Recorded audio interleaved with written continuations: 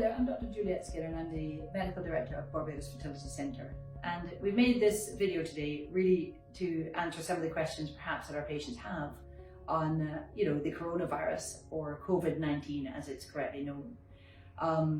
In terms of the general information about that virus, this is now widely available from the World Health Organization on there being a global pandemic of this illness.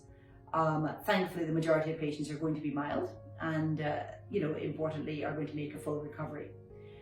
With regard to specifically Barbados itself and the region, like I would hope any country, there has been a very, very proactive regional public health body response, taking advice from the World Health Organization on proactive surveillance and being ready for active testing and rapid diagnosis, with the ability to isolate a potential case and care for that patient, be that a mild case or a more severe case, and the team in place to be able to effectively track and quarantine contact risk as well.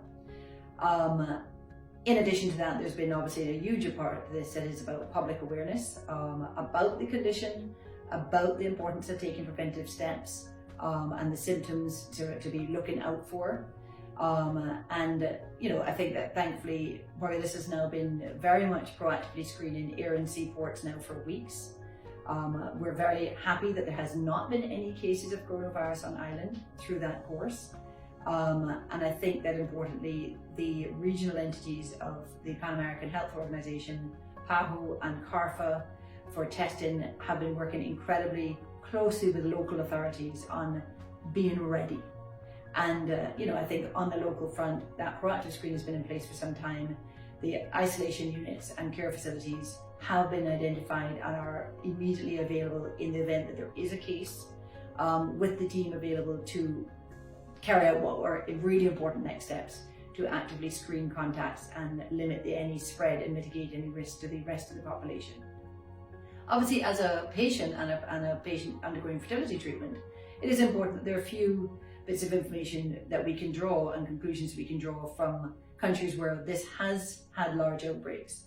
And the first is that as a woman of reproductive age and our reproductive patients undergoing fertility treatment, these are generally low risk age ranges. So the risk for patients under the age of 60 is considerably lower than, for example, patients over the age of 80.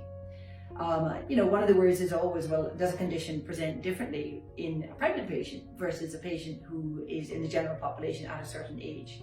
And there is some important information coming out there that shows that it doesn't appear that pregnant patients behave any differently than non-pregnant patients. So very much for our patients that have already had treatment are actually pregnant.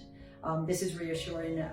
Those studies looked incredibly detailed at amniotic fluid sampling, they looked at cord blood sampling, they looked at throat swabs in the delivered babies and breast milk, and did not appear to see any level of vertical transmission. For those patients who are now to undergo fertility treatment, I think that this is about being aware like anybody else in the population and taking the necessary preventive steps of hand washing and not touching your face and mouth. But ultimately, it is a case that life does go on, and I think that overall within the region, they are very, very proactive on this. And thankfully, as we speak, there has not been a case in Barbados.